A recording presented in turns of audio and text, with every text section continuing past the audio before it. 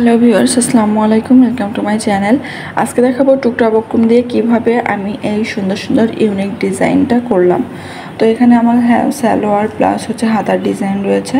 এরকম টুকরা বক্রম আমাদের অনেকের হয় যারা টেলারিংয়ের কাজ করেন। গলা কাটার পর এরকম টুকরা বক্রম অবশ্যই থাকবে। তো আমরা এই টুকরা বক্রমগুলো ফেলে না দিয়ে কিভাবে সুন্দর ইউনিক ডিজাইনের হাতা প্লাস মোহরি সালোয়ারের মোহরির ডিজাইন করতে পারি সেটাই আপনাদের মাঝে শেয়ার করব। আশা করি ভিডিওটা দেখে আপনাদের অনেক উপকার হবে। তো উপকার হলে অবশ্যই লাইক কমেন্ট শেয়ার করবেন, চ্যানেলটা অবশ্যই সাবস্ক্রাইব করবেন। এখন আমি দেখুন এই টুকরা বক্রমকে একটা কাপড়ে এরকম আয়রন করে নিয়েছি। বক্রম বলেন পেস্টিং বলেন, এভাবে একটু আয়রন করে নেবেন, এতে করে আপনাদের কাপড়ের সাথে জাস্ট জয়েন্ট হয়ে যাবে। এরপর আমি যে পরিমাণে আপনার ডিজাইনটা করতে চান, যতটুকু সাইজে ডিজাইন করতে চান সেই অনুযায়ী আপনারা মার্কিং করে নেবেন। আমি এখানে চওড়া প্লাস লম্বা দুইটাই 2 ইঞ্চি করে নিব। তো 2 ইঞ্চি মতো মাপ দিয়ে নিব, যেহেতু আমার অনেকগুলো ডিজাইন করতে হবে এজন্য আমি অনেকগুলো মাপ একসাথে করে নিব। চওড়া লম্বা উভয় পাশে 2 ইঞ্চির মতো করে দেন মার্কিং করে নিলাম। এরপর আমি এগুলো কাটিং করে নেব। অবশ্যই 2 ইঞ্চি করে নেবেন। 2 পারফেক্ট মাপ। আপনারা যদি 2.5 ইঞ্চি চান তাহলে 2.5 করে নেবেন, আর 3 ইঞ্চি চাইলে 3 করে নেবেন। এভাবে করে আপনারা পুরো বক্রমগুলোতে দাগ টেনে দেন এটাকে কাটিং করে নেবেন।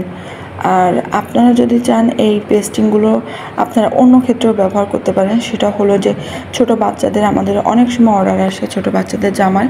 তো ছোট বাচ্চাদের এই পেস্টিংগুলো দিয়ে, যেহেতু বড়দের অনেক বড় করে কাটিং করা হয়, ছোটদের ক্ষেত্রে কম লাগে।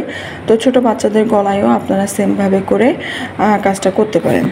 এখন এই পেস্টিংগুলোকে আমরা কেটে নিব। আর পেস্টিংটা যদি আপনারা আয়রন করলে না বসতে চায় তাহলে আপনারা অনেক পরিমাণে আয়রনে হিট দিয়ে তারপর বসাবেন। এরপরও যদি না বসতে চায় তাহলে আঠা ব্যবহার করবেন, যে ফেব্রিক্যালের যে গুলোগুলা কাপড়ের গুলো সেগুলো ব্যবহার করে এই কাজটা করতে পারবেন।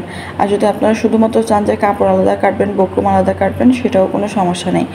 এখন আমি দেখুন এটা কিভাবে ভাঁজ করি। এক কোণায় ভাঁজ করা মানে কোনাকুনিভাবে ভাঁজ করে নেবেন, এতে করে সুন্দর একটা ডিজাইন ক্রিয়েট হবে।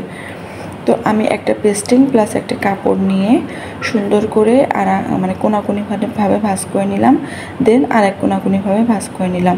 এতে করে আমার একটা ত্রিভুজ আকৃতির শেপ হলো। এটা বরফি বলতে পারেন বা সিঙ্গারা বলতে পারেন, নিমকি বলতে পারেন।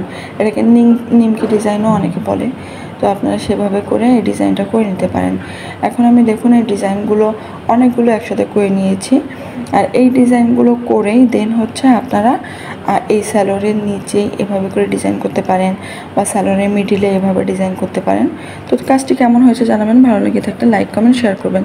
Thanks for watching. আল্লাহ হাফেজ।